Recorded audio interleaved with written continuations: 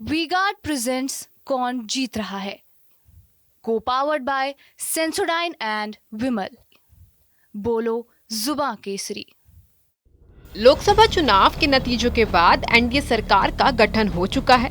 प्रधानमंत्री मोदी ने तीसरी बार शपथ लेते हुए पहले प्रधानमंत्री जवाहरलाल नेहरू की बराबरी कर ली है। वहीं एक बार राजस्थान से 4 सांसदों को मोदी कैबिनेट में जगह मिली है। भले ही मोदी के मंत्रिमंडल में राजस्थान के 4 सांसदों को मंत्री बनने का मौका मिला हो, लेकिन इस बार प्रदेश से बीजेपी को बड़ा झटका लगा है।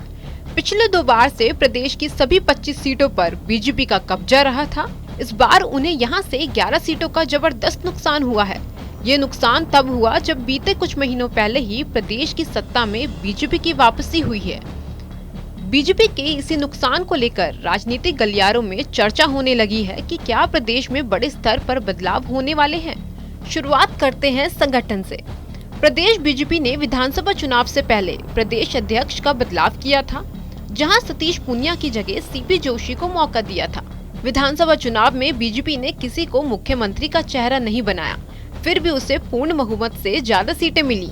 बारी आई मुख्यमंत्री पद पर कौन विराजमान होगा, तो यहाँ भी बीजेपी ने बड़ा परिवर्तन किया और पहली बार विधानसभा चुनाव जीतने वाले भजन लाल शर्मा को मुख्यमंत्री बनाया गया। नई नवेली सरकार और प्रदेश अध्यक्ष सीपी जोशी के सामने अब सबसे बड़ी चुनौती थी लोकसभा चुनाव में बीजेपी की हैट्रिक लगवाना। लेकिन जब 4 जून को लोकसभा चुनाव के नतीजे आए तो बीजेपी को बड़ा झटका लगा।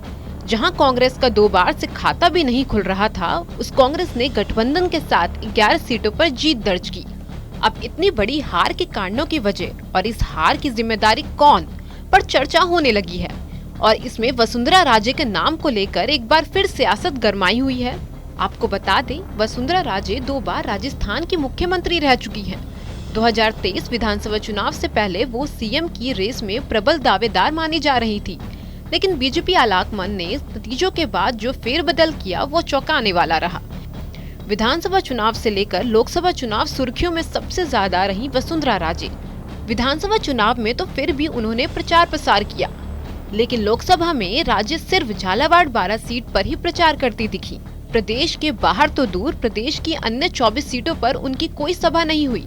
माना जा रहा था कि राजे मुख्यमंत्री पद की प्रबल दावेदार थी, इसीलिए मान गई थी कि शायद आगामी केंद्र सरकार में उनके बेटे के लिए कोई रास्ता बन जाए। लेकिन अब जब मोदी 3.0 सरकार बन गई और उसमें दुष्यंत को दूर रखा गया, लिहाजा अब राज्य को लेकर राजनीतिक गलियारों में चर्चा है कि उनकी वापसी किसी प्रभार के जरिए हो सकती है।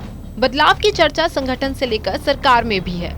उधर बीजेपी के राष्ट्रीय अध्यक्ष जेपी नड्डा के मंत्री बनने के बाद राष्ट्रीय अध्यक्ष के पद को लेकर भी चर्चाएं जोरों से हैं। तो क्या वसुंधरा राजे प्रदेश या फिर देश की बीजेपी की कमान संभाल सकती हैं? फिलहाल इस पर कोई राजनीतिक बयान सामने नहीं आया है, लेकिन राजनीतिक के जानकारों का मानना है कि राजस्थान में जिस तरीके से बीजेपी को झटका लगा है, उसकी भरपाई के लिए अब बीजेपी राज्य को आगे कर सकती है। वैसे राजस्थान में फिलहाल 4.5 सालों तक ऐसी कोई चुनावी सरगर्मी नहीं है, फिर भी जिस तरीके से राजपूतों और जाटों के विरोध का खामियाजा बीजेपी को इस चुनाव में भुगतना पड़ा, बीजेपी देश के आगामी विधानसभा चुनावों में ऐसी कोई चोट नहीं खाना चाहती।